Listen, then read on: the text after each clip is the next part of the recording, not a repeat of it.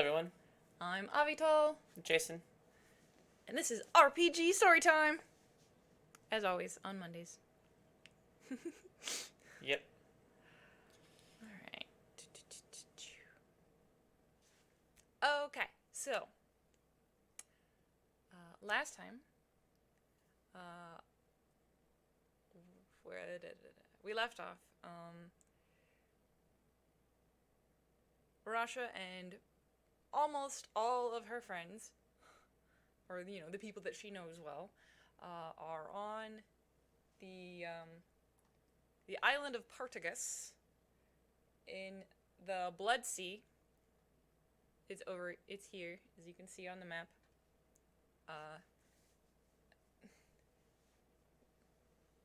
Sorry.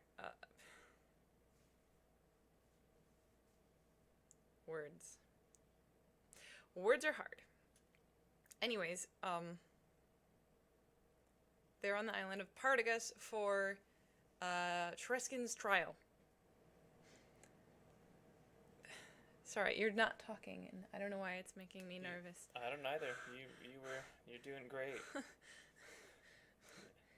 I didn't want to interrupt you. My thoughts just get scattered. They get scattered, easily. Anyways, so my character Rasha is here on this tiny island in the middle of the Pirate Sea, or the Pirate Isles, the Blood Sea,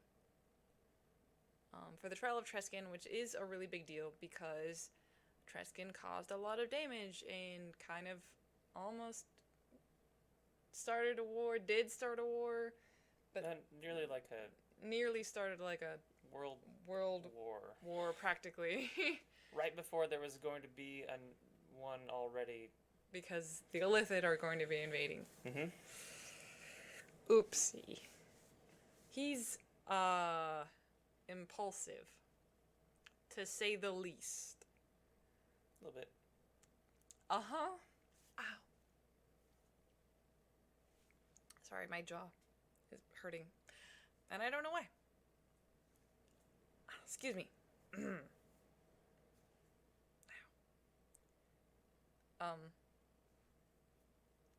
Well, tell us where we were, sorry. Yeah, no worries. Where we left off last time, the trial had just gone to recess. The wagers had been set, and each party kind of knew what they were in for at this point in time.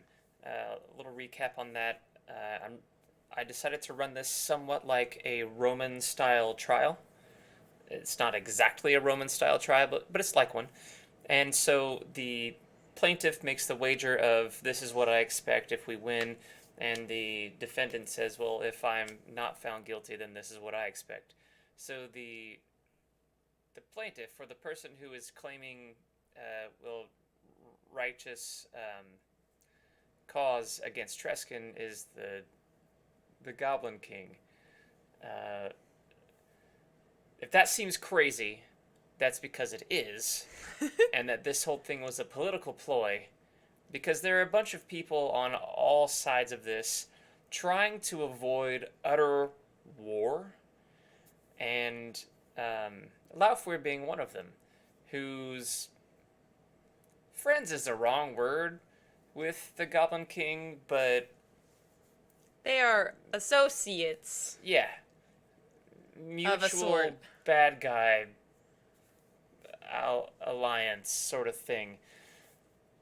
And Laufweir's trying to prevent catastrophe from happening as well, because he knows this is a really bad idea before the orc. And he's like, no, as much as I dislike these people, I can utilize my political power versus my in battle magical D&D power to try and influence the situation. And so he does.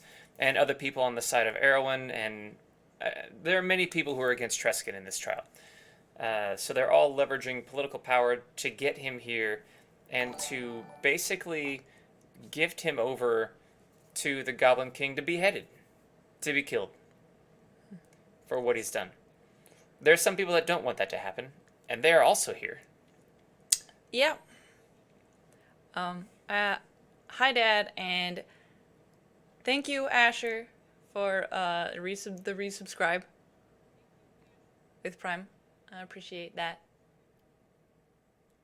So I guess we'll begin with the recess. So That it's not just like, oh, we're gonna be out for a couple hours. Like the first part of it took like days. a good the first part took like a day, but then the recess is Yeah, the recess is three like days 3 long, days. or as long as both parties need to gather witnesses and prepare evidence for their cases. Um, one side did a much better job of that than the other, and well, if we'll reiterate also, Nanashi was the one who was Treskin's basically defense. His lawyer, quote unquote. And the court had chosen the professor to be his prosecution. The professor is the dragon champion, or the champion of Lafweir. He's the one that sweet talked a firstborn dragon into giving us a scale. He's very, very, very good with words. And Nanashi is a very good pirate. King. Pirate. Captain. Cyril Milovich had been chosen to be his judge. And everyone thought this might be somewhat partial, although Cyril really doesn't like Treskin. However, he also really doesn't like Laufweir, like more than he really doesn't like Treskin. So it's kind of like this Cyril's stuck in a rock and a hard place. And also because Cyril is like a ruler and a political type of a person, and so he can't, even if he liked Treskin more, he could not show partiality to him. Yeah.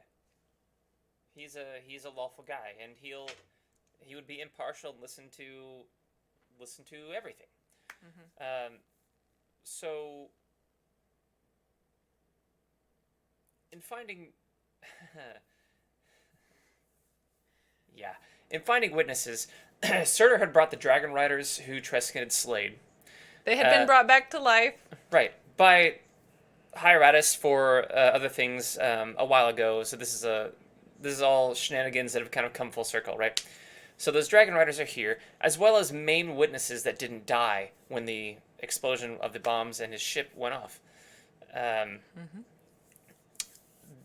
Also, there are people that would take the stand as like claiming magical proof, that this is what happened, to replay the crimes and using divinations. And Dorian Duval, who is a Lord of Elgard at this point in time, also Master of Ten, would testify against Treskin to prove Erwin had no involvement with his rogue element that caused this. Right, that it wasn't a political act. He wasn't acting on behalf of what at the time was his position as Admiral of the Erwin Air Navy. Mm-hmm. This is something done outside of the They're like, their he's purview. not with us. Right. As of that action, he made the decision to not be with us. He was turning himself into a rogue element. As well, the defense didn't do this, but the defense did this instead of the offense. That was the offense so far. And there are other people there as well. But the defense thought it would be a good idea to get Ragnar to go onto the stand. And so they asked him to the stand. Now, through this... Yeah. Yeah, but just as kind of a side note, there was, at least a couple days in between of a recess, and Treskin was not able to, move around freely, but he was in nice quarters. Even though he was always watched, he had freedom within the area where he was. Mm-hmm. There's courtyards and nice rooms and everything. Rasha and Treskin were able to spend time together.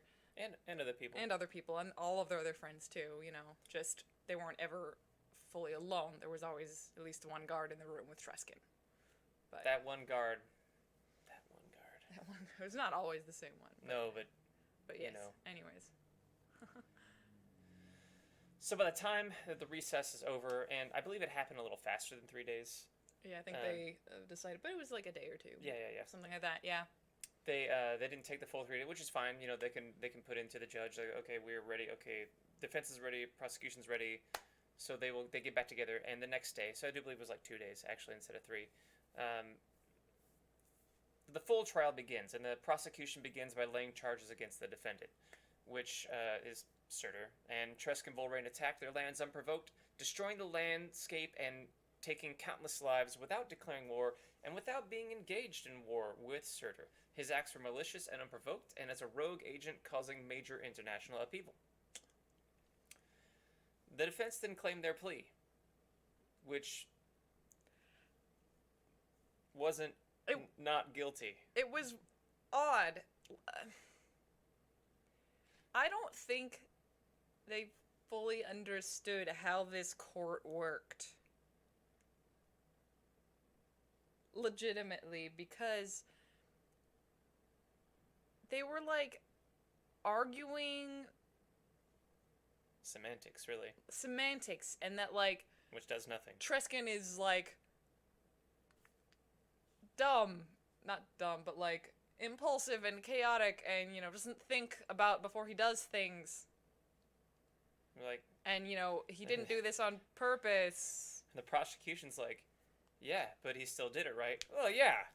Okay. Yeah, okay. it was. Well then. Like Rasha was just like is just sitting in there watching like. Not. I mean, she knows that he did this, so like she literally listens to that, and she's like, she knows that what they're saying is true. Like he did that, and people were killed, and. Oh no, they went semantics of like that his acts like they weren't malicious. Right. That was the semantic they were going for. Yeah, that was it. Yeah, and regardless. That it was like an accident. Regardless of if one of those pieces were possibly not true, the rest were still 100% true. Because he did those things, and it did cause major international upheaval. Yeah. So the it was really funny when Ragnar got called to the stand for the defense, and he was just like, I hate Treskin, he's an idiot, he's a he did it. I can't believe he did it. He nearly got me killed. All this type of stuff. He's like, why would he? Sure, he did like say that he was impulsive and chaotic and like didn't think that he like did it on like purpose. With forethought or anything, but he's like, yeah, he did it. He's a, I keep wanting to say a word, but I'm not gonna say. That Ragnar totally would have said. Yeah. A dumb A. Yeah. And this didn't necessarily help the defense that much, but I will say this. Going into the whole thing, Treskin didn't expect to make it out of it. He expected that this would be it. He came to face the music. Rasha. No one else wanted him to. Could sense that from him and was not happy about it. So, the Goblin King came to the stand. A few other people came to the stand and pled their cases. Were cross-examined by both the defense and the prosecution, and again, the defense really, it was semantics that they were arguing, not whether he was guilty or not, which was the unfortunate thing. If his friends wanted to get him out of it, which I think some of them knew that he wasn't, like Rasha. He wasn't trying to get out of it, and others just. They're pirates, and they're a little more people like, who cares about laws? We're just going to take you out of here anyway once they claim you guilty, because you're not dying, buddy. Ha-ha, Mm-hmm. Yep. And so after the end of the first day,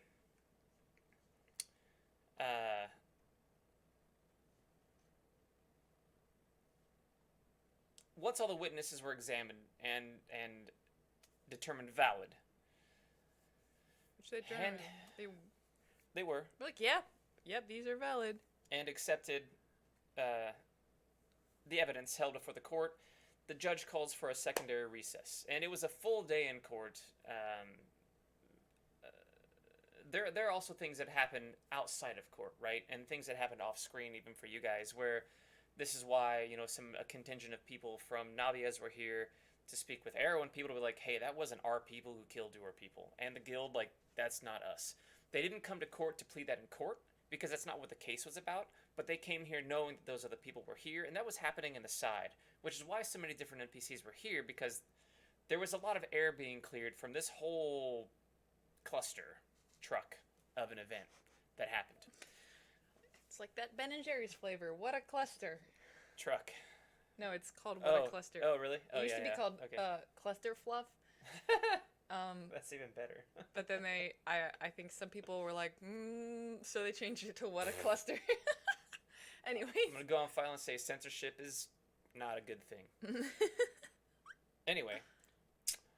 So, during this time of recess, the secondary recess, the judge meets with no one. And the defendant remains in custody, and the plaintiff must remain in proximity. So the recess of one day was called by the judge to weigh the evidence and deliver a verdict. If the verdict was guilty, this also gives the judge time to consider the punishment.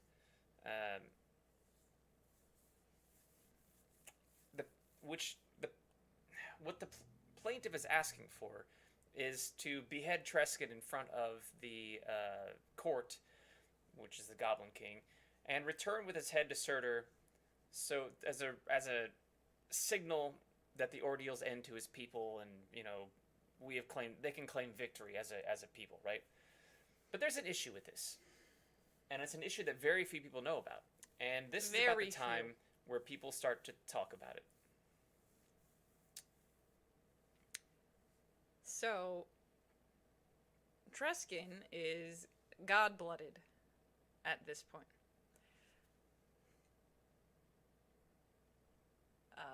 Rasha was there when he drank from the cup. She's seen evidence of the powers that he has. She knows this. She knows he's turning into a god.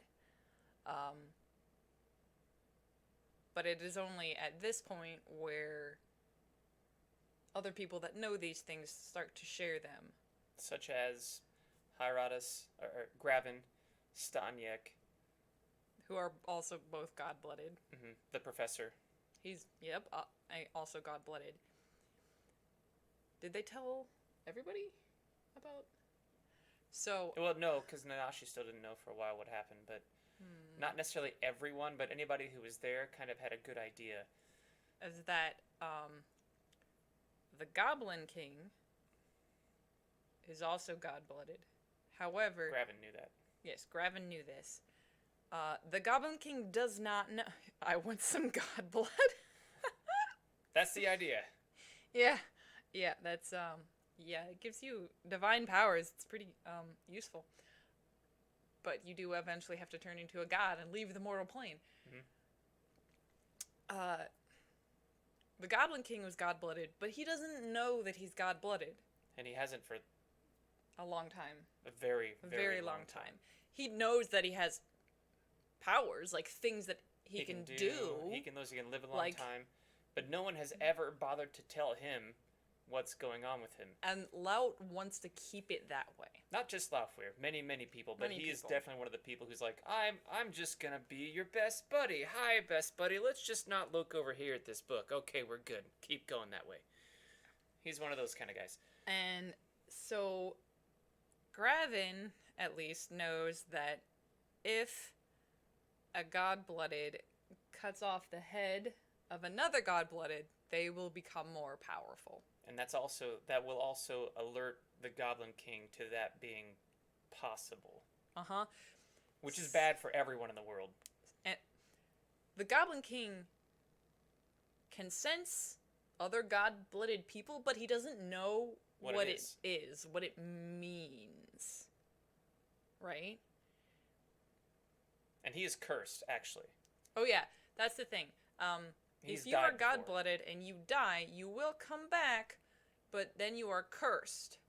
And the only way that you can gain enough, more godly power to eventually ascend is by cutting the head off of other god-blooded individuals. Which are things he doesn't know. He's just working on a very...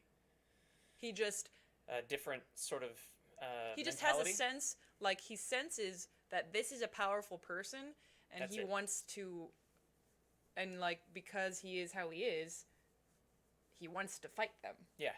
He doesn't really care about cutting off their head. And the only reason it matters for Treskin is because he wants to take the head home as a trophy. Like, he'll literally stick it on his palace, He wants to castle, cut whatever, Treskin's his head off fortification. because he's a half-orc, and that's what he Yeah, that's like a symbol of does. power to his people. Like, we have conquered, you know.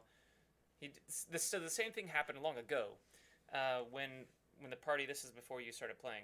When they all ended King Arrow on the 22nd, and like Nas or the Lich King was trying to end that dude too, and so was the Goblin King, and There can be only one. yeah, kind of, pretty much. Kind of like that, yeah. As they were storming and they finally finished off Arrow on the 22nd, who was not god-blooded, not anything. The Goblin King was there. It is like, I want his head. So they let him come up, take his head, and walk out because They're like, okay. that let them not fight another really hard dude in the same day. They're like, here you go, our war is over. We shall claim their land as this. You know, like, he's very the orc are just different. Their society is very different, and he's structured it very differently. So it's like a trophy. And that's all he thinks. It's a trophy. He doesn't realize that when he does this thing in front of the entire court, a bunch of energy is going to pop out, flow into him, and he's going to go, what's going on? I need to do this more often. Yeah. And everybody else who doesn't want that to happen is like, yeah, we got to figure out how to make that not happen. Yeah, So But yeah, Treskin has an idea. I but did. But Staniek does something else instead. And this is as they're all, it's like you And so at this point, you're all kind of almost talking about all of what us, to do. The obviously, characters. almost all of us, No NPCs. character-wise, no NPCs except the guard, Right. because the guard has to be there when Treskin is there. Almost all of us are in, like, Treskin's sort of rooms, His suite.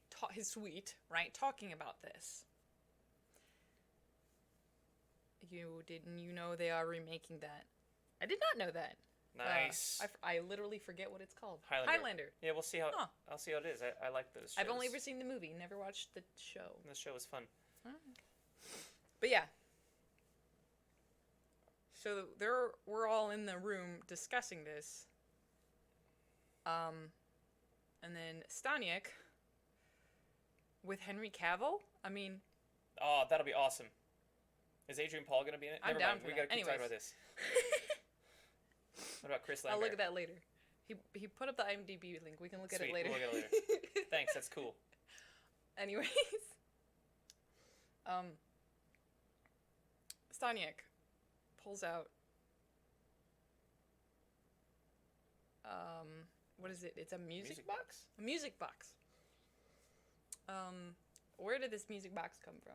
It came from Mechanus. It came from Mechanus, which is an extremely lawful place, and Treskin has been there, and it was horrible for him because he is chaotic as heck. It is the lawful plane. Period. You're fine. But And while everyone's speaking, go ahead. no.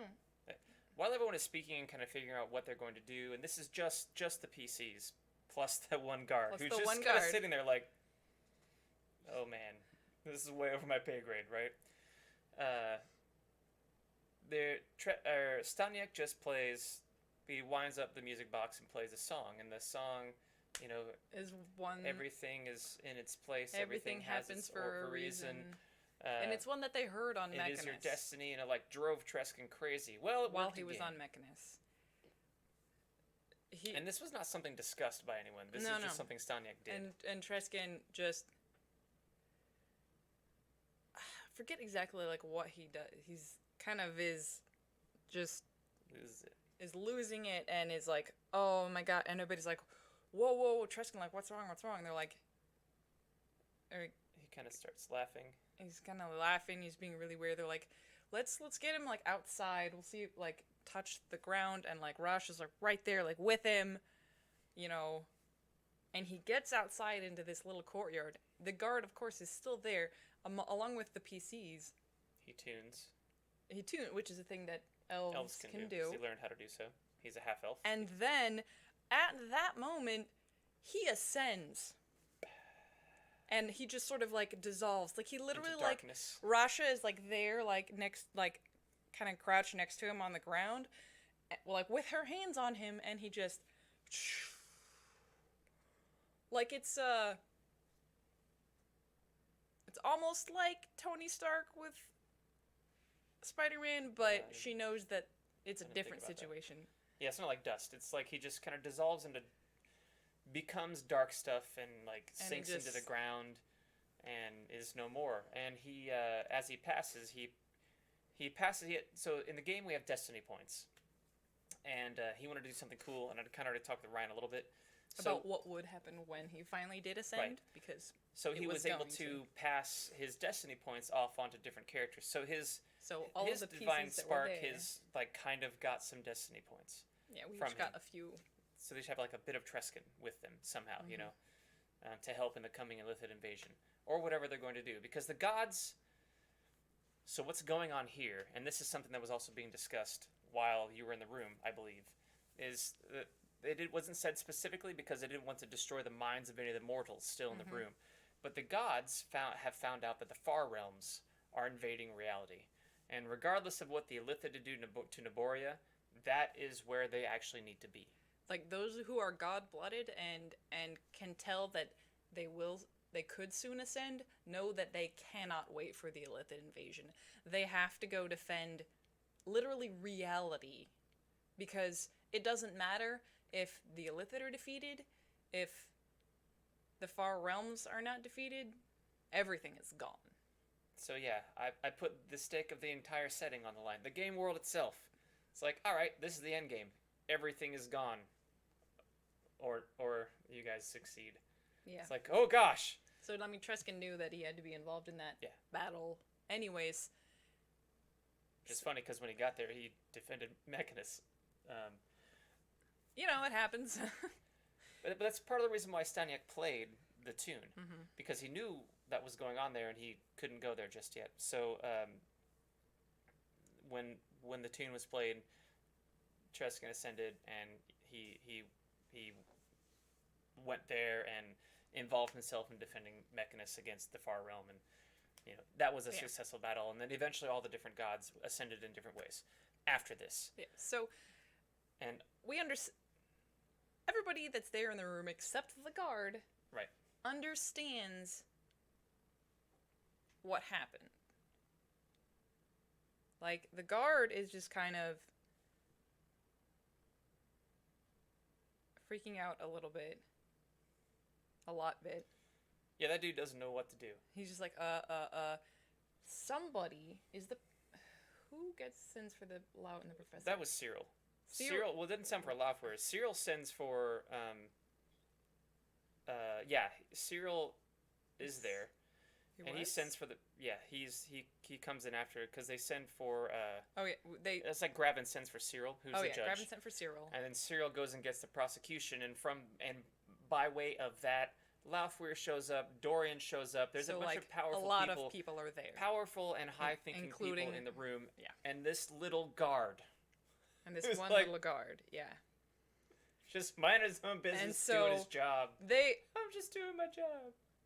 They explain what happened to Lout, and Lout's just like... And Dorian, and everyone. And they're just like... And Dorian's like, I don't know what to do. And Lout's like, F.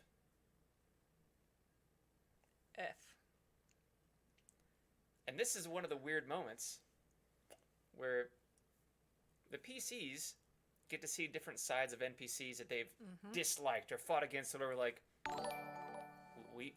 even Loutware's like, we need to do something about this. Like, we have to do something about this. There was a lot of discussion.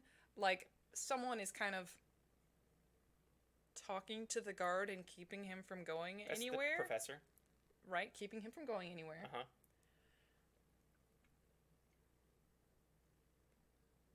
Lout is talking with, the PCs and Dorian, and is kind of dancing around a subject about the guard. And most of the PCs get it. Like, Rasha understood that he was saying that this guard needed to be taken out in some way, right? Like, just... At least that. Like, she at least understood that much. Right. And then, something we would have to have...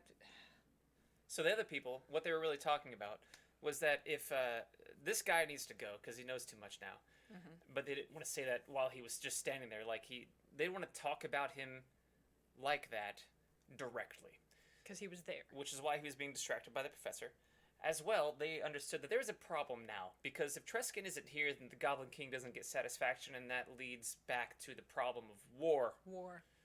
And each of them can kind of hear Treskin laughing a little bit, because yeah, ha. He's just like, ha! His last ha is leaving everybody else with this predicament. So what they come up with is that, and everyone assumes that the professor is paying attention to the conversation. For a reason.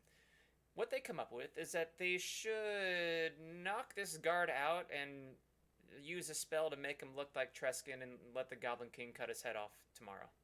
That way, everything's satisfied. Just one regular person dies. The fate of the world, nothing burns. Everything's okay.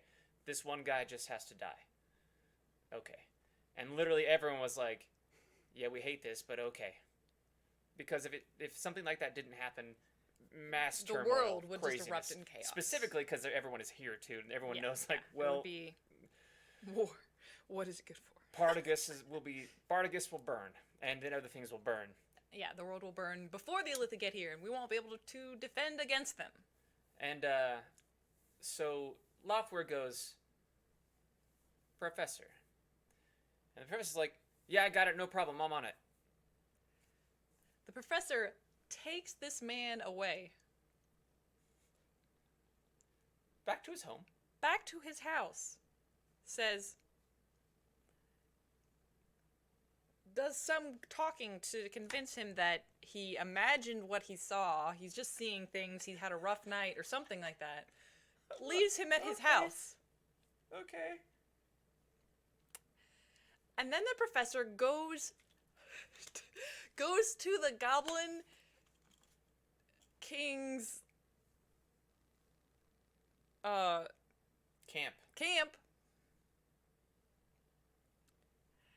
and tells them that Treskin died.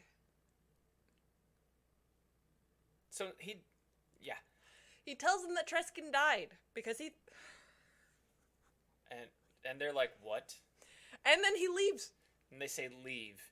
And he leaves. And as he's leaving, he notices there's a little orange in the distance behind him, and it kind of grows as he gets back to everyone to tell him, I did a good job. I've done the thing. So he gets back. And everyone else notices that the city's burning already. And he's like, and Lout's like, what did you do?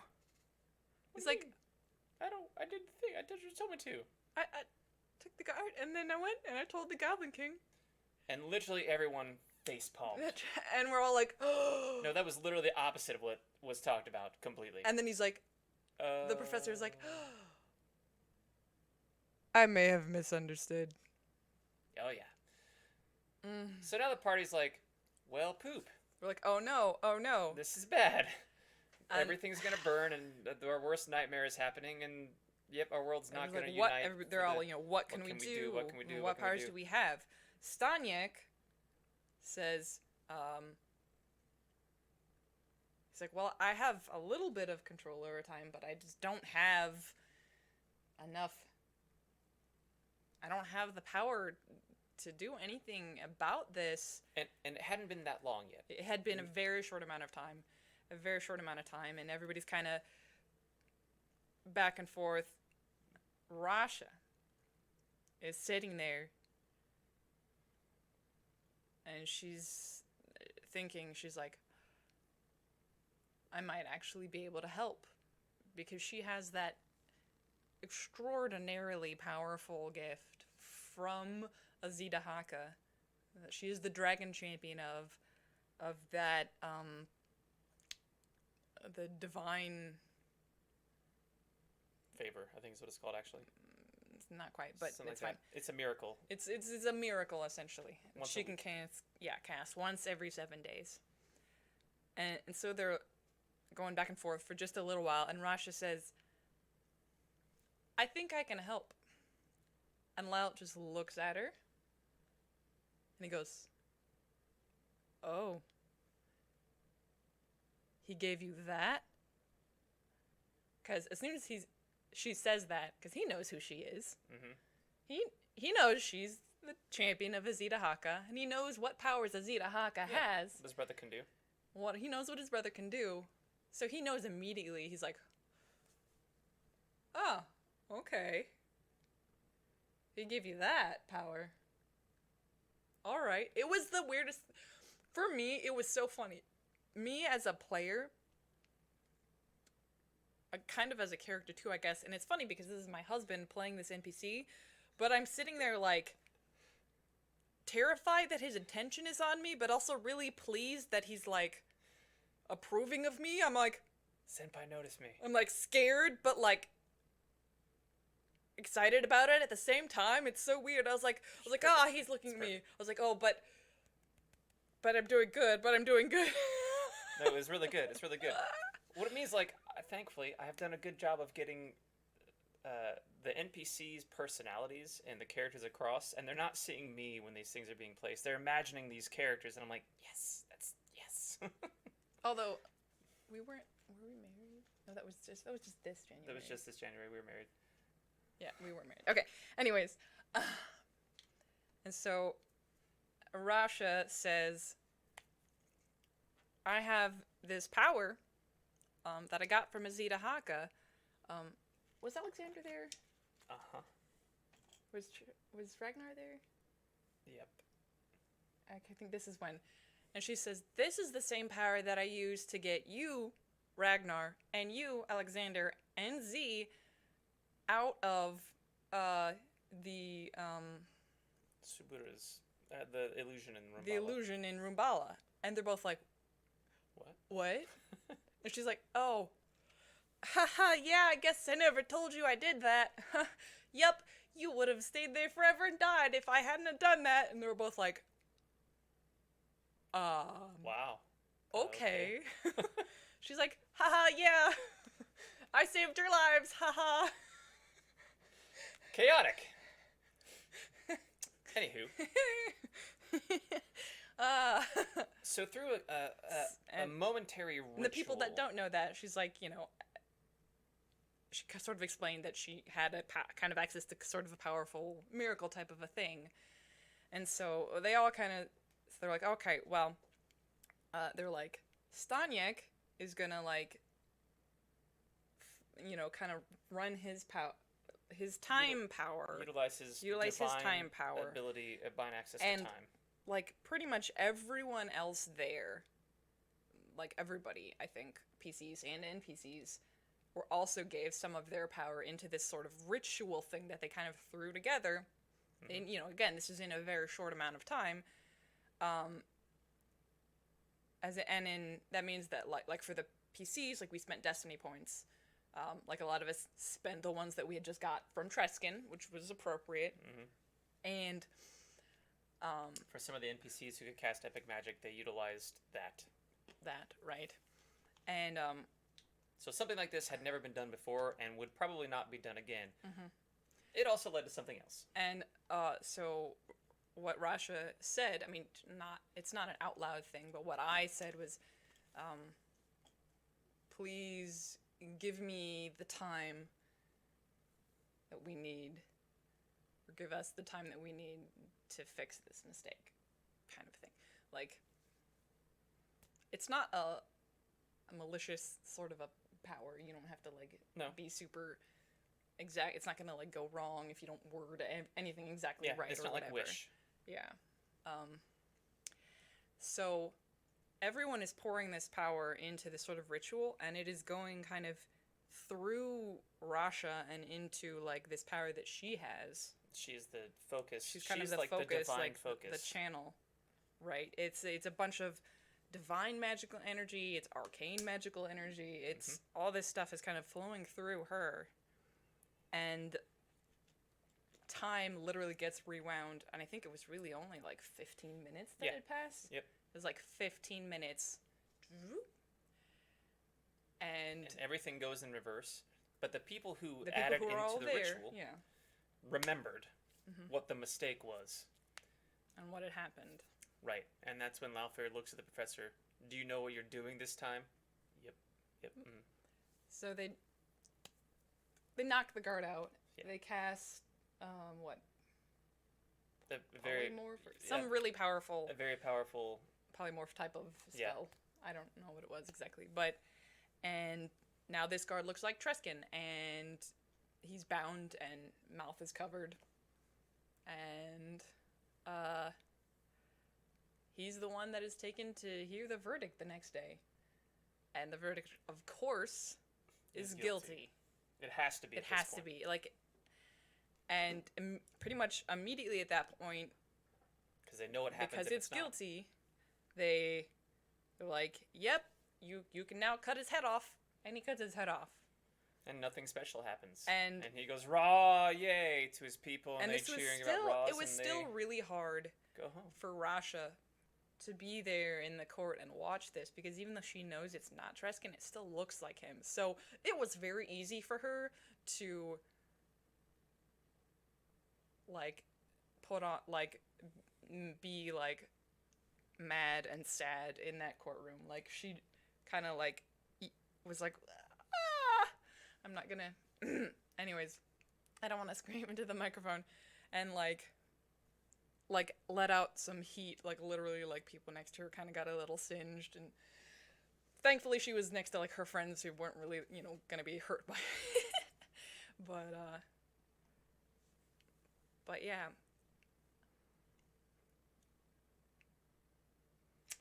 now the next, I guess, I don't know, that evening or afternoon, and they are all kind of gathered together again, and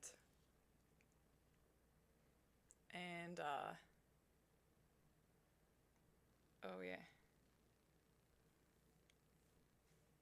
I'm gonna talk about this first. So it's. I'm gonna talk about. Oh yeah, go for Rasha. it. Yeah, sure. So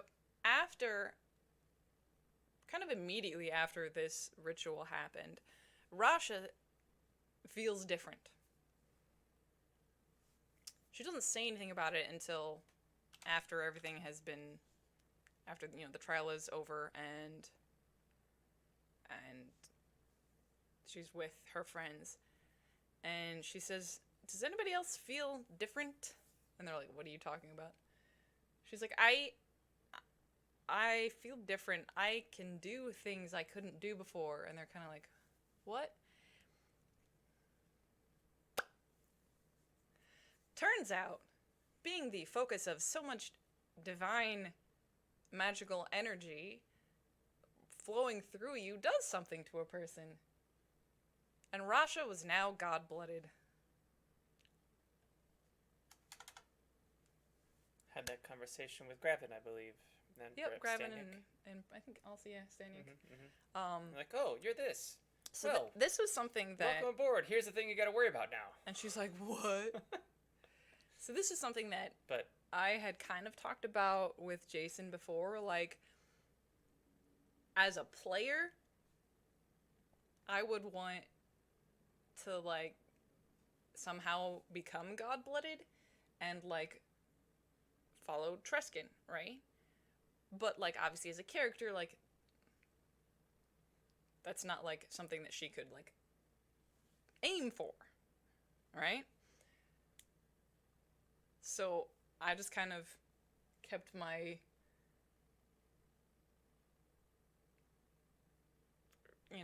I was like, I'll just, if something happens to happen during play. And then after that game, I said to Jason, I was like, "Hey,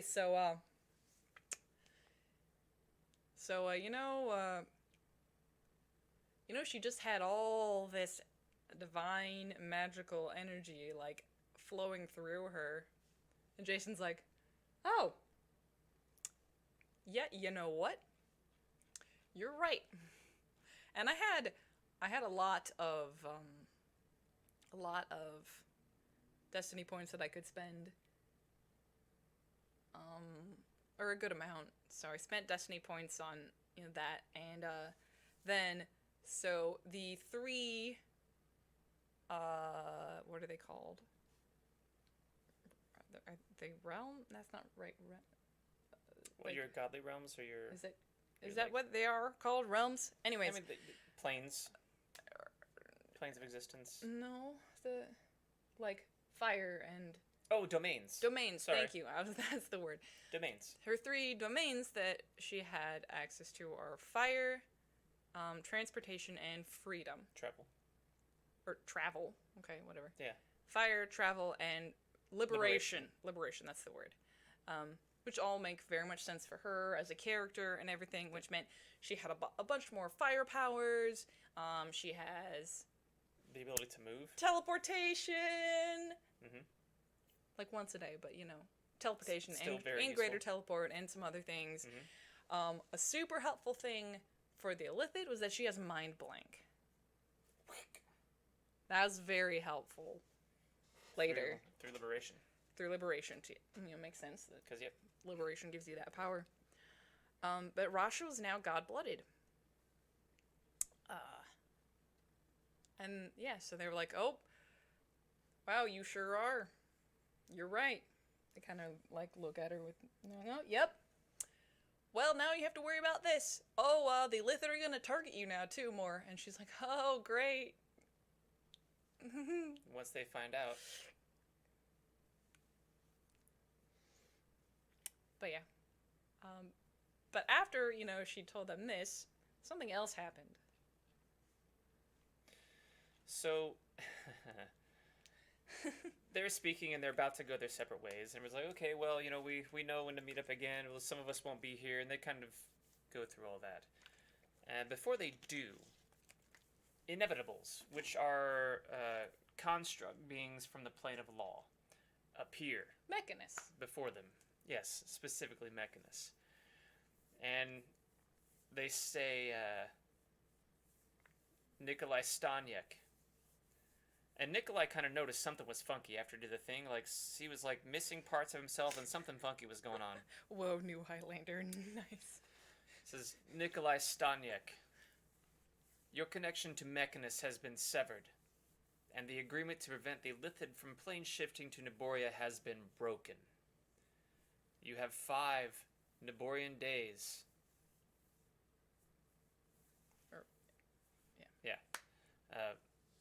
To meet the Council of the Axiomite Godmind to plead your case. So Nikolai realized what happened in the ritual for him is that he broke the rules of reality. They all had to break the rules of reality in the wake of Treskin's ascension, which is funny to Treskin. It's very funny to Treskin. But it also prevented something that they had put together long ago, which was going to prevent the Illithid being able to come here to just plane shift, because Illithid can plane shift, just as an ability. Terrible. And they had made a case to the Axiomite Godmind and to the Inevitables before that, hey, this, breaks the rules of engagement, but all these things. So the agreement that they had entered into was broken when Nikolai broke the laws of reality. And, we no longer... obviously, your plane needs to be ruled by something far more lawful, because you are breaking rules of reality. We will not uphold our part of that bargain because you have broken... As a godling who is attempting to claim Mechanus, you have broken the laws of reality. You need to defend yourself before the Godmind. And everyone's kind of like, oh, that's bad. This isn't good. We just lost a piece on the board to help defend ourselves. And that's true. Marvel says, luckily Naborian days are 800 Earth years long. I'm like, unfortunately not. Nah, pretty similar. So quickly, he was going to have a problem. So everyone kind of went their own way from that. Another consequence that came from that is something that Gravin found about as Hieratus when he went to meet with the Masters of Ten to speak about the incoming Illithid invasion, to let them know that he would not be around for it and all this stuff. Those are the most powerful wizards. They're epic casting wizards. Epic level casting wizards in the world. There's only so many of them. They're called the Master of Ten, not because there are 10 of them, but because they have access to the 10th circle of magic. Something beyond even the highest reaches of magic they've learned. And there are very few people like that. Like the Lich King, Laufweir, Dorian Duval, a few others. So he meets with them, and he comes to understand that that they believe that they've discovered a potential secondary timeline now existing out of phase with Naboria, and these timelines are diverging.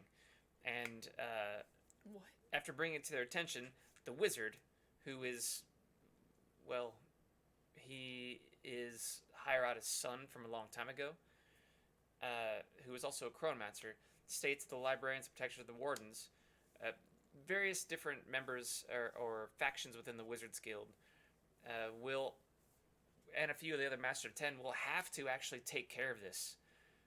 But they will take the pieces that will take them out of the war against the Illithid, just to try to fix the diverging timeline.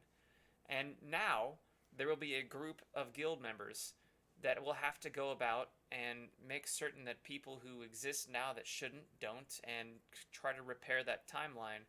And they set that up. And so there are two consequences that come from them tampering with time. One is a divergent timeline, and the other I didn't know about that. is Stanyek breaking the pact with the plane of law. Yeah, that might, I don't know, that might be something that comes up in the new thing. Spoilers. There is a chronomancer in the group. Oh, there is? There is. Oh, I didn't know that. Anyway. So that's, yeah. Yeah, I can't remember. The new information... No, that's not yet. What? The new information about the Illithid that I have to share. I don't learn that yet, right? What is it? What are you talking Remember, because at some point I go to the Grove or something, and they're doing a thing with time. about? Oh, I think that's in your whole That's after stuff here. this, Yeah, right? that'll be the next thing we cover. Okay. I'm pretty sure that it is. All right. And we can look at that. So I'm pretty certain you learn all that stuff like when you travel around doing the things you're about to do. Yeah. Okay. So,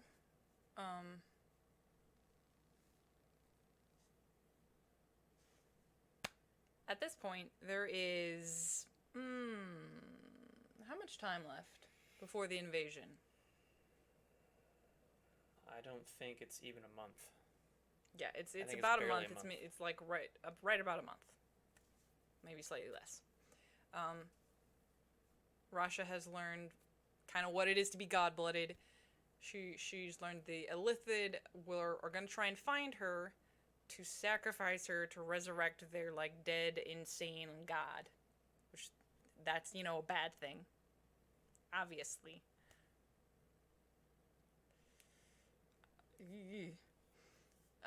That's no good. At this point, she knows, or she feels at least, that there's not necessarily a whole lot of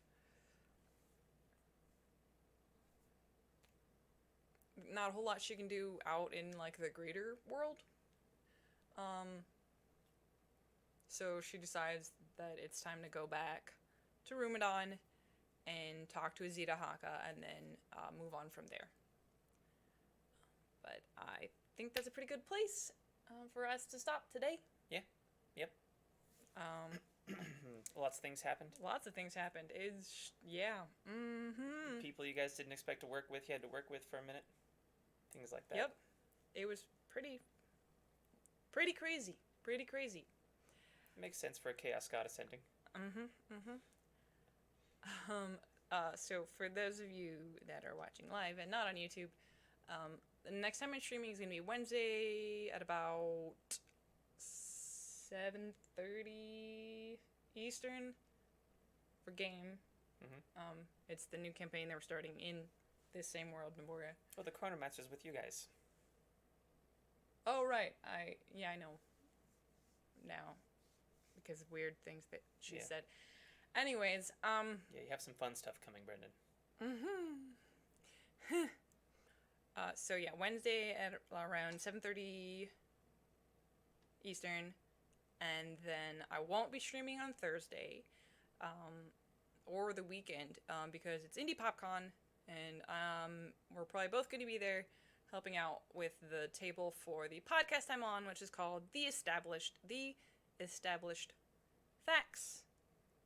If you're going to Indie PopCon, come say hi, because we should be there probably most of the time. Mm-hmm. But yeah, it was a good stream. Thanks for hanging out. Let me click over here. There we go. Yeah, thanks for hanging out. It's been super fun, and I always appreciate everyone that shows up. So, y'all have a good night and a good week, and we'll see you next time. Take care, everybody.